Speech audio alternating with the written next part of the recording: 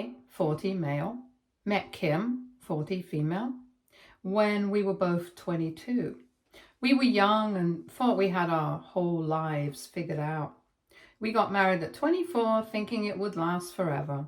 Then, out of nowhere, Kim told me she wanted a divorce. 18 years of marriage, and she said she was bored. That was the word she used, bored. She said she needed something new, something exciting. She did not want this life anymore. She did not want me anymore. At first, I thought there was someone else. It would have been easier if there was. At least then I'd have had something to be mad about, but no. She swore it was not about anyone else. She just did not want to be married anymore. I kept thinking about when things changed. Was it 5 years ago? 10? Had she always felt this way? Did she just wake up one day and decide to leave? I asked her what I did wrong, but she said it was not about me, it was her. That's the kind of thing people say when they don't want to explain. She moved out a week later. No big fight, no tears, no begging. She had made up her mind. I packed up her stuff. She took what she wanted, and that was it. 18 years gone, just like that. I kept expecting her to change her mind, to call, to text, to say she made a mistake. That never happened. Instead, I saw her on social media, traveling, trying new things, looking like she was living her best life. That hurt. Not because I wanted her back, but because I realized she had been planning this for a long time. While I was thinking about our future, she was planning to leave. People had opinions. Some said I was better off. Others said they saw it coming. I hated that the most. If they saw it coming, why didn't I? How did I not notice? Or maybe I did and just ignored it, hoping things would be okay. I kept working, kept living, but it felt different. The loneliness hit at random moments. The first holidays alone were the hardest. The first time I had to check the divorced box on a form. The realization that I was 40 and starting over. The hardest part was losing our routines. We had our traditions, our inside jokes, the little things that made our marriage feel special. I still catch myself making enough coffee for 2 in the mornings. I still turn to tell her things before remembering she's not there. I thought about dating again, but the idea felt exhausting. How do you start over at 40? How do you open up to someone new when the person you trusted most walked away so easily? The thought of putting in all that effort just to risk it happening again made me hesitate. I spent months in denial, thinking maybe she would come back, that one day she'd realize she made a mistake, but she never did. She never even looked back. I stopped seeing her as the person I spent 18 years with and started seeing her as someone I barely knew. I thought about reaching out to her a few times, just to ask if she ever missed our life together, just to ask if she ever thought about me, but I never did. What was the point? She made her choice and I had to live with it. The hardest part was adjusting to the silence. The house felt emptier, even with Kitty, 15 female, and Jonah, 13 male, still here. At first, I didn't know how to handle being a full-time single parent. I had always been present, but now everything was on me. School runs, doctor's appointments, late-night homework struggles. It was overwhelming. But I had no choice. I had to keep going for them. Kitty took on a protective role over Jonah. She didn't say much about how she felt at first, but I could see it in the way she checked on him more often, making sure he was okay. Jonah, on the other hand, kept everything bottled up. He still waited by the door sometimes, expecting Kim to come back. It broke my heart. But I knew the only thing I could do was be there for them. In time, we settled into a routine. It was not easy, but we found our way. I learned how to cook more than just the basics. Kitty helped when she felt like it, mostly teasing me about my attempts. Jonah started talking more, slowly letting out his feelings. He admitted one night that he did not understand why his mom left. I told him I did not either, but that it was not his fault. He just nodded and we sat in silence. That moment stuck with me. Eventually, things started to feel normal again. Not the same as before, but something new. We created our own traditions, movie nights, weekend hikes, and impromptu fast food runs when no one felt like cooking. The kids had their moments of sadness, of anger, but they also laughed more. I saw them healing, and in a way that helped me heal too. Kim, on the other hand, struggled. At first, she seemed to be doing fine, posting pictures of her new life, her freedom. Then the updates stopped. I heard from mutual acquaintances that things did not turn out the way she expected. The excitement she chased didn't last, and the people she thought were her friends disappeared when things got difficult. She went from being the one who left to being the one left behind. Then came the texts. At first they were casual, asking about the kids. Then they became longer, more desperate. She wanted to meet. She wanted to talk. I ignored most of them. Kitty and Jonah had already made their decision. They did not want to see her. I was not going to force them. A few weeks ago, Kim showed up at the house. She looked different, tired, like she had not been sleeping well. She said she wanted to come back for the kids. She claimed they needed her, that we should be a family again. But I knew the truth. She did not want to come back for them. She wanted to come back because no one else wanted her. The kids did not even acknowledge her when she stood at the door. Kitty refused to come out of her room. Jonah walked past her like she was not even here. And that was when she realized just how much damage she had done. She begged me to reconsider, to think about what was best for the children. But I had already done that. The best thing for them was stability, and she had proven she could not provide that. She was the one who walked away. She was the one who made her choice. Now she had to live with it. She cried, she got angry, she blamed me, she said I turned the kids against her. But I didn't have to. She did that all on her own. I stood there watching as she finally understood the consequences of her actions, and then, finally, I shut the door.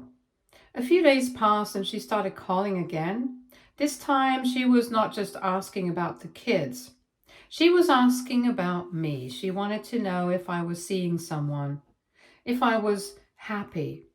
It was clear that she was realizing just how much she had lost, but I did not respond. There was nothing left to say. Then came the guilt tripping. She sent long messages about how hard life had been for her, how she had made a mistake, and how she missed being part of a family.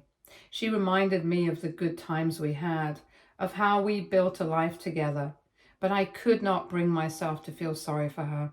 She had all of that, and she threw it away. She even tried to go through the kids, sending them messages about how much she loved and missed them.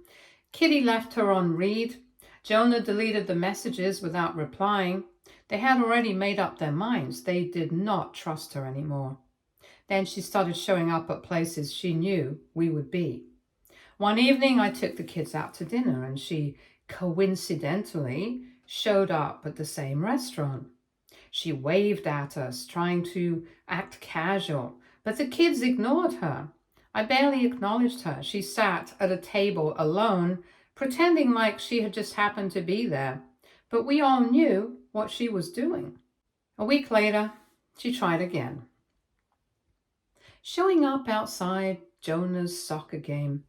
He saw her, turned around, and walked the other way. She looked crushed.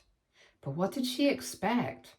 She had left them behind, and now she wanted to act like she was their mother again? The last time she showed up was at our house again. This time, She did not ask to come back. She just stood there, looking defeated. She said she wanted one more chance to talk to the kids. I called them to the door and asked them what they wanted to do. Kitty did not even look at her. Jonah just said no. I told Kim that was her answer. She stood there for a long moment and then nodded and walked away. I don't know if she will try again, but I do know one thing. This was all her doing. Now I wonder, AITA for refusing to let her back in, even for the kids? Update 1. Hi, it has been around a month and a half since I posted. A few things have happened since then. Here's an update. Things took a turn I never expected. Kim did not show up at my house, but she found a different way to cause chaos. It started with a call from Kitty's school. At first, I assumed it was something minor. Maybe she forgot a book or needed me to sign something. But when the principal's voice came through the phone, I could tell something was off. He asked if I could come in immediately.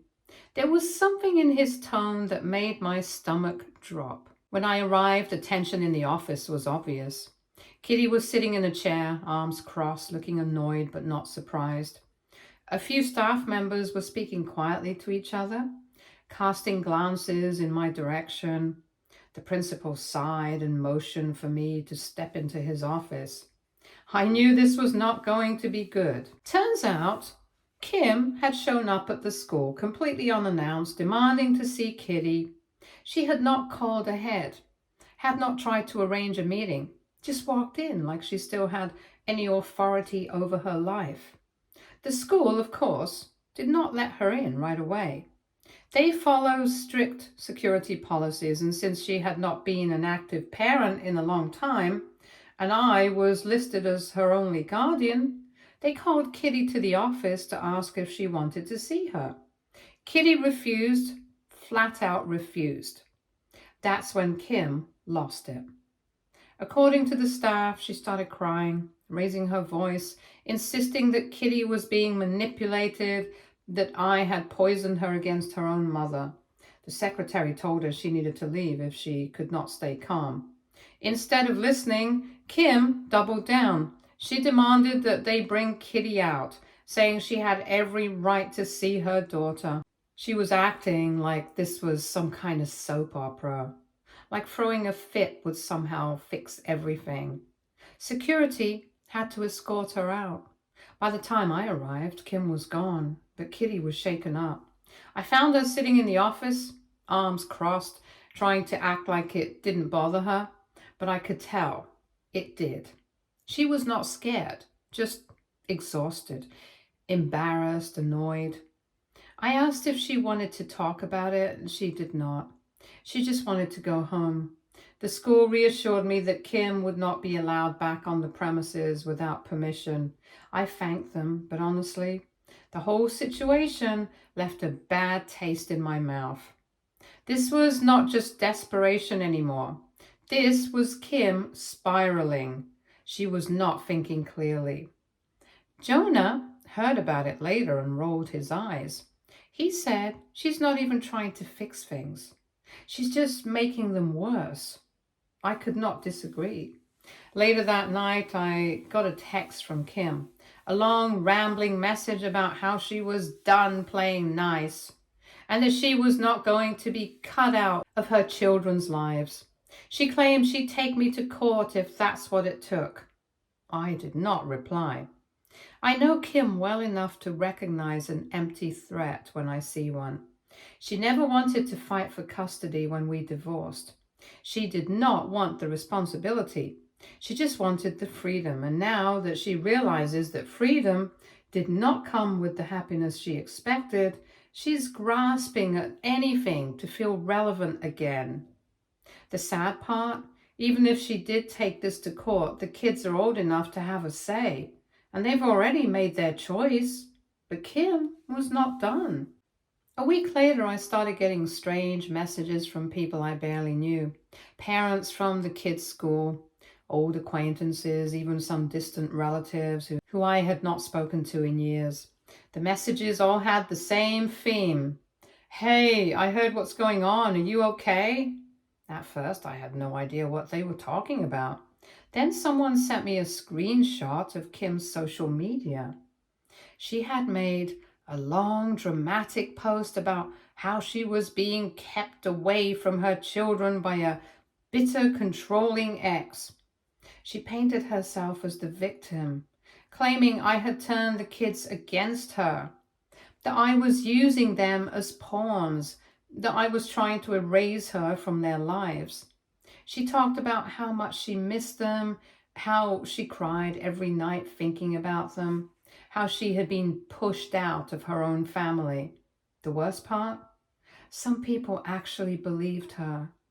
The comments were full of sympathy. Stay strong, Mama. Do not let him win. A real mother never gives up. I wanted to be mad. I wanted to call her out. But what was the point?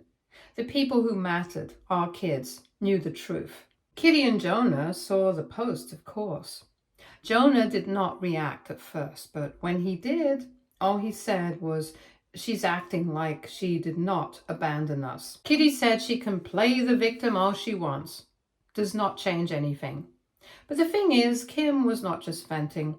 She was trying to start something, and she didn't stop at one post. She kept going, more posts, more stories, more exaggerated versions of the truth. She started messaging people directly, telling them her side, trying to turn them against me. She was desperate to rewrite history, to make it seem like she was the one who had been wronged. It did not take long before some of her followers started trying to involve themselves. I got a message from an old friend of Kim's telling me I should do the right thing and let her see the kids. A distant cousin reached out to say that kids need their mother no matter what happens. I ignore them all. Then one day, I came home to find a letter in my mailbox from a lawyer. Kim had actually gone through with it. She was filing for visitation rights. I wasn't surprised, but I was annoyed and honestly, a little disgusted. Not because she wanted to see the kids. If she had made an effort before, things might have been different. But because this was not about them, it was about her, her ego, her pride. She did not want to make amends. She wanted to win. I talked to my lawyer. The case was weak.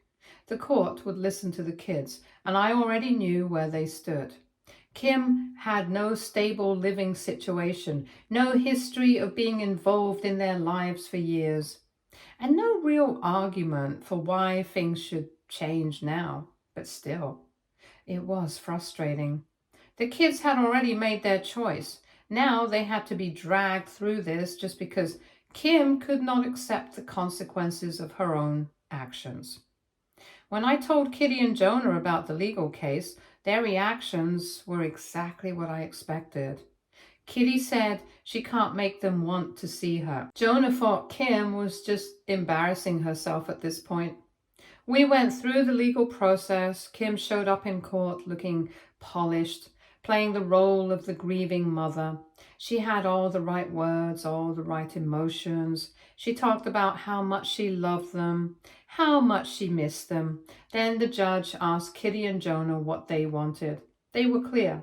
They did not want to see her. The case did not go anywhere. Kim lost.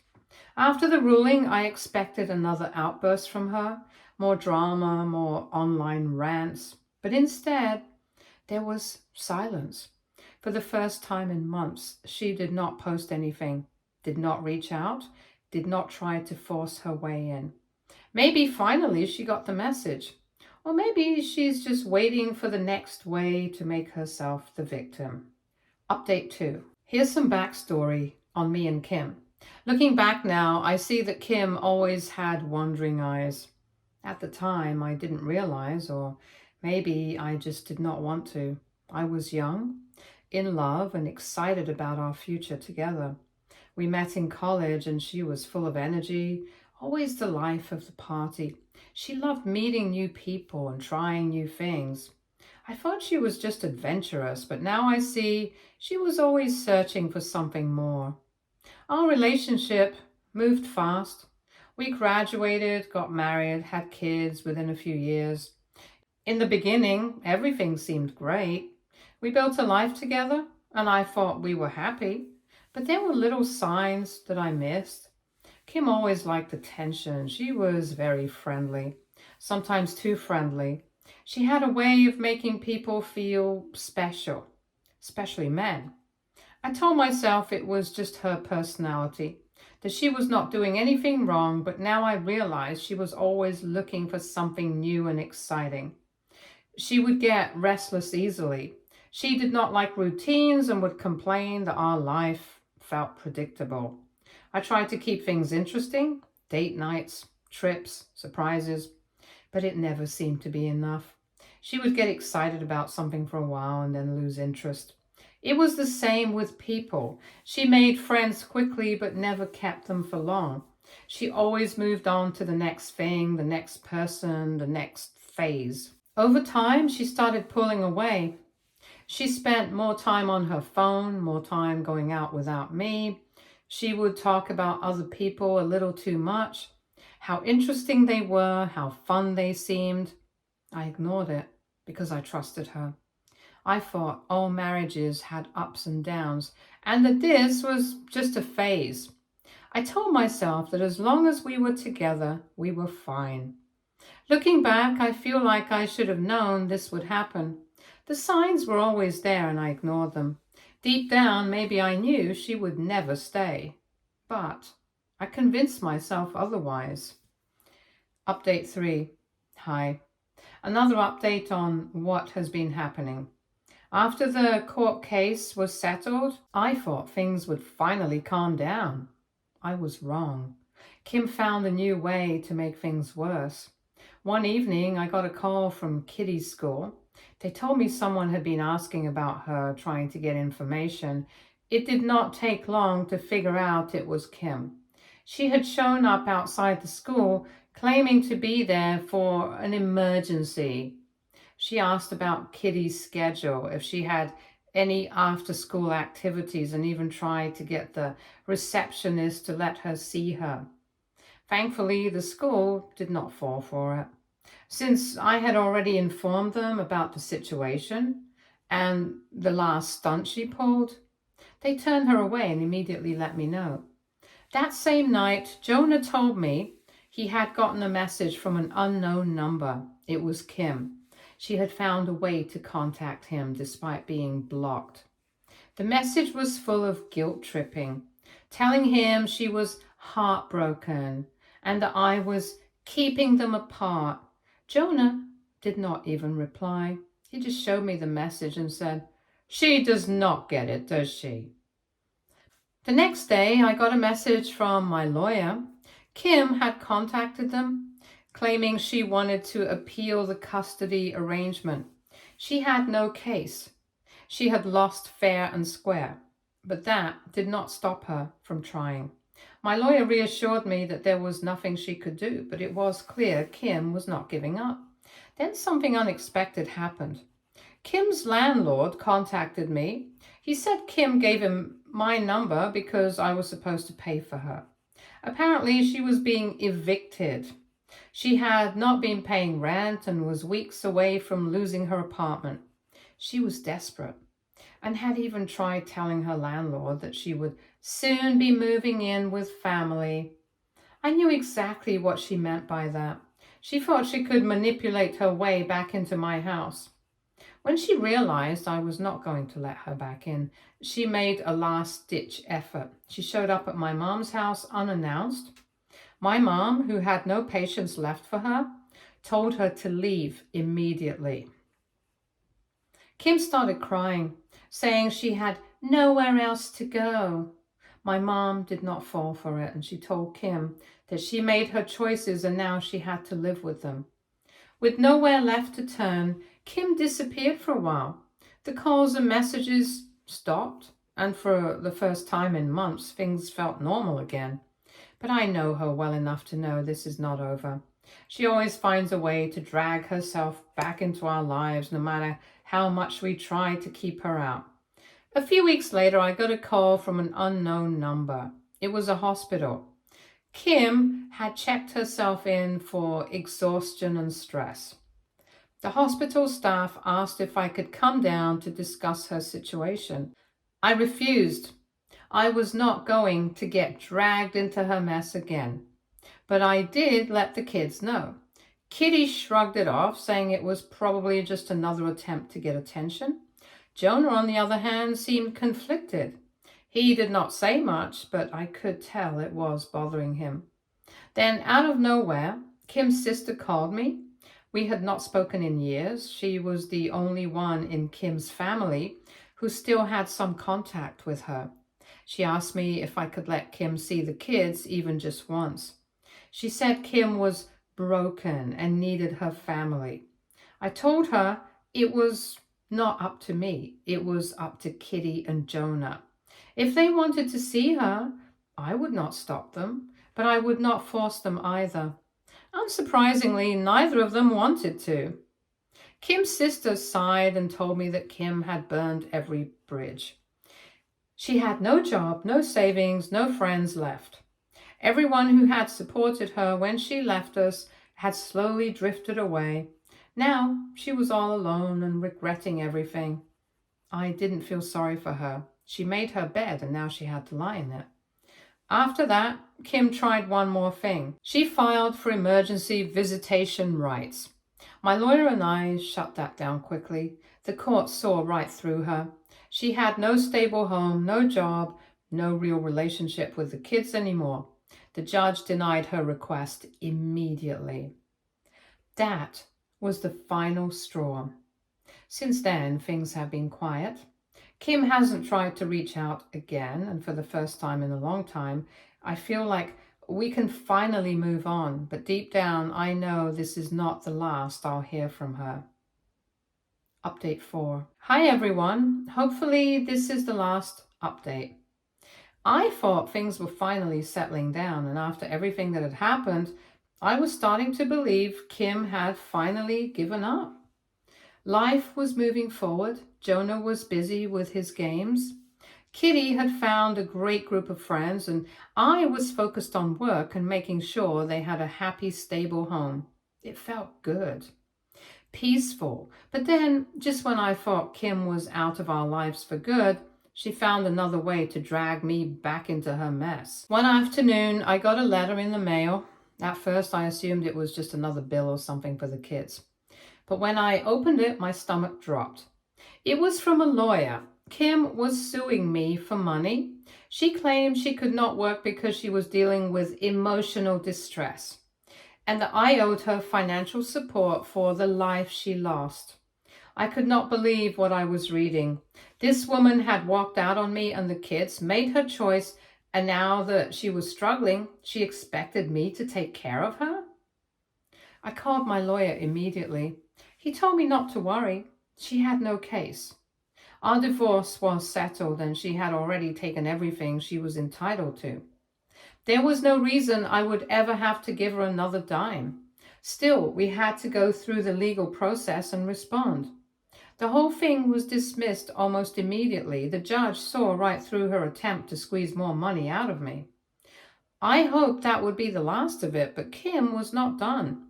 A few weeks later, I got an email from an old friend. Apparently, Kim had been going around telling people that I had ruined her life.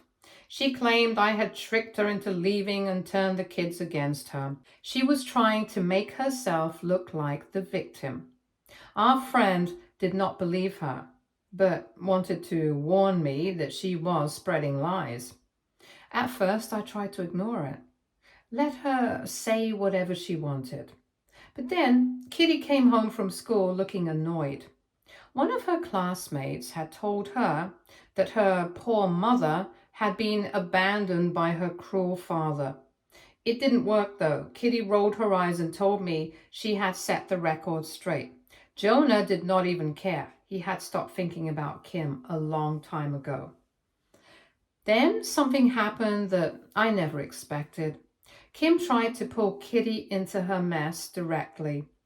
One afternoon, Kitty got a message on social media from a fake account. At first, she ignored it, but the messages kept coming. The person was pretending to be a distant relative, saying how much Kim loved her and wanted to fix things. But Kitty was not stupid. She knew it was Kim.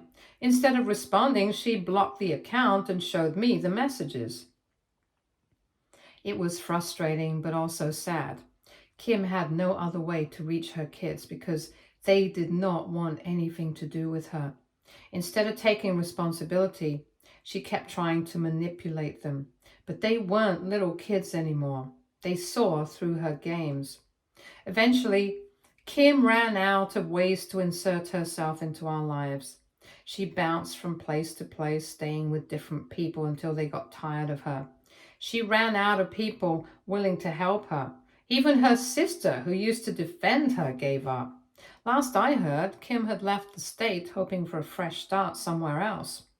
And just like that, she was gone. No more surprise visits, no more court cases, no more drama. She had finally given up. Life kept moving forward. Kitty and Jonah were doing well. And for the first time in so long, I felt truly free. The past no longer had a hold on me. Stay tuned for more stories from our girl relationships.